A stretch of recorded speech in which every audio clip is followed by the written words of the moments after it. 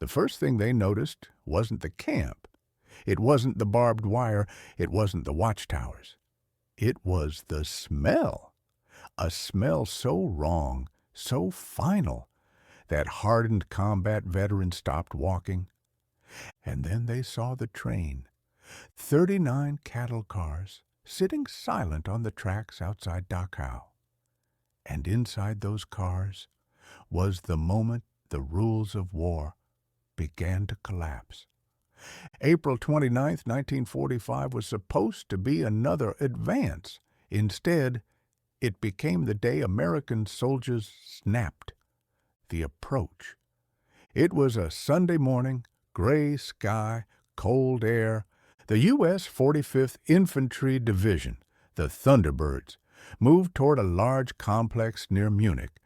They thought it might be a factory, a supply depot, just another target in a dying Reich.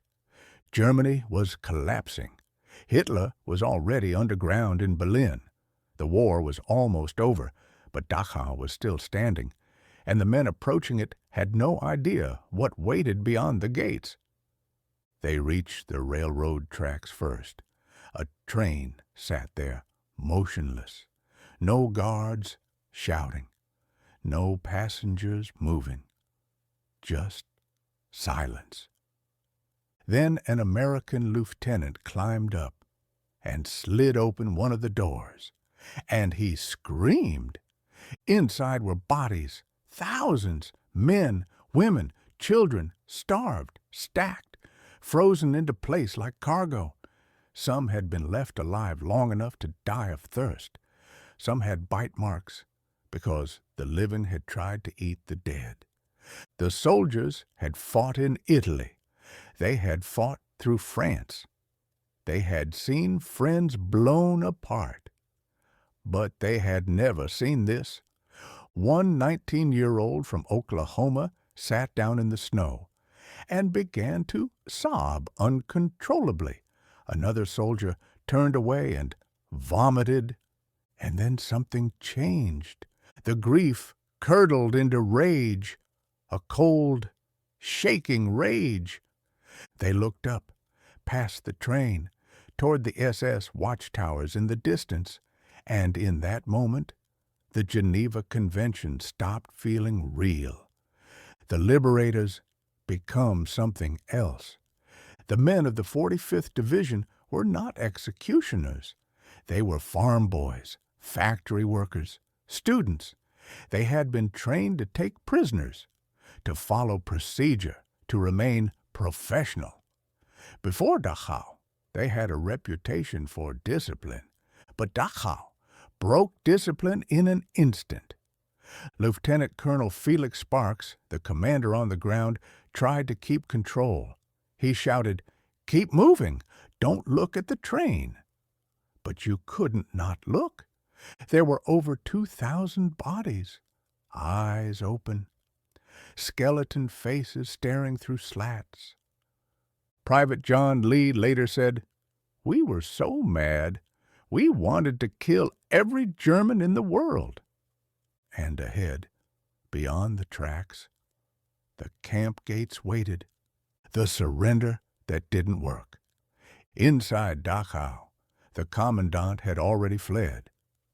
Martin Weiss was gone, but he left behind hundreds of SS men. One young officer, Heinrich Wicker, stepped forward. The war was over, and he knew it. He put on his cleanest uniform, polished his boots, walked out carrying a white flag. He expected procedure, respect, maybe even a salute. He approached the Americans and said, "I surrender this camp to the United States Army." An American officer stared at him, then stared back at the death train, at the piles of corpses, at the starving survivors behind the wire, and without a word, he spit in Wicker's face. This surrender was not going to be normal. Chaos inside the gates. When the Americans entered Dachau, the prisoners saw them. 30,000 living skeletons surged toward the fences. Some were crying. Some were screaming, "Americans! Americans!" Men collapsed in the mud from joy alone. But while the prisoners celebrated, the soldiers were hunting. SS guards began to surrender in small groups, hands raised, voices trembling. They shouted phrases they thought might save them. Hitler kaput! Hitler finished! But nothing could erase what the Americans had just seen. Near a coal yard, about 50 SS guards were gathered, confused, terrified, trying to surrender. An American lieutenant, many believe it was Lieutenant Jack Bushyhead, stood watching them. He had just seen the crematorium, the ovens still warm, ash still inside. He looked at the guards, healthy, well-fed, standing in the same uniforms that had built this place. He didn't give a speech. He didn't shout an order. He simply gestured. "Line them up." The Germans obeyed. Brick wall behind them, coal dust under their boots. One began to panic. "Geneva Convention!" he shouted. Then the machine gun was set up. A .30 caliber machine gun on a tripod, metal clicking into place. The gunner looked at the lieutenant. The lieutenant nodded. And for 10 seconds, the gun roared. When it stopped, the SS guards were down, most dead, some twitching. The snow turned dark with coal and red with blood. Sparks tries to stop it. Lieutenant Colonel Sparks heard the firing. He ran toward the coal yard. What he saw made his stomach drop. American soldiers firing into a pile of bodies. He pulled his pistol and fired into the air. "Stop it!" "What the hell are you doing?" The gunner looked back, eyes empty, tears running down his face. "Colonel, they deserved it." And it wasn't isolated. It was spreading. Executions across the camp.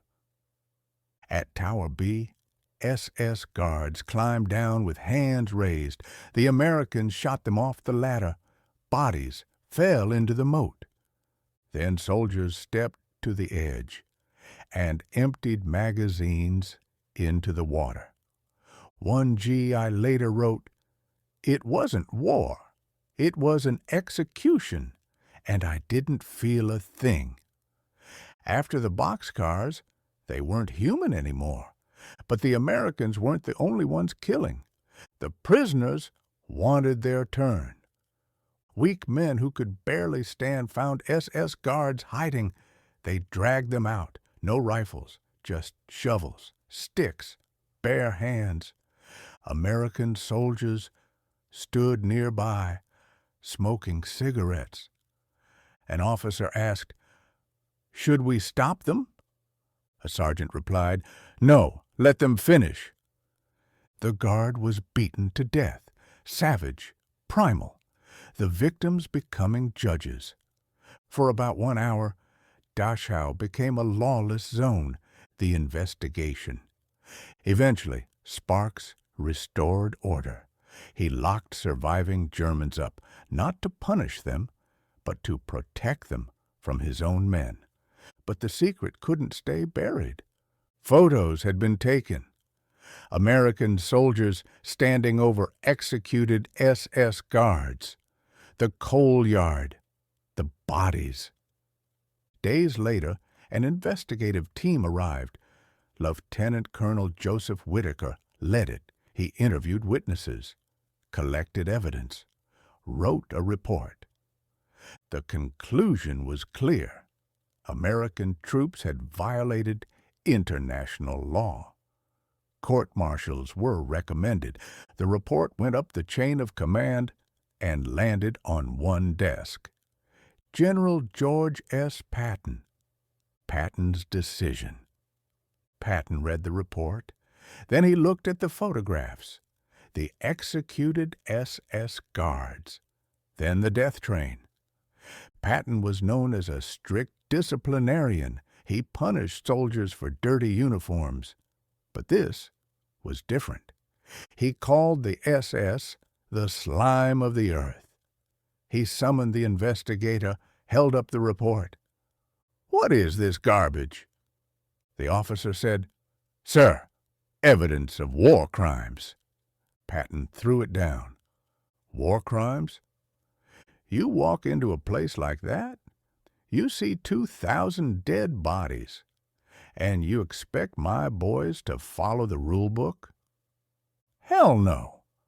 He reportedly said, "They were overwrought, nervous trigger fingers. It happens in war." And then Patton made a decision that would echo for decades. There would be no trial. The investigation was quashed.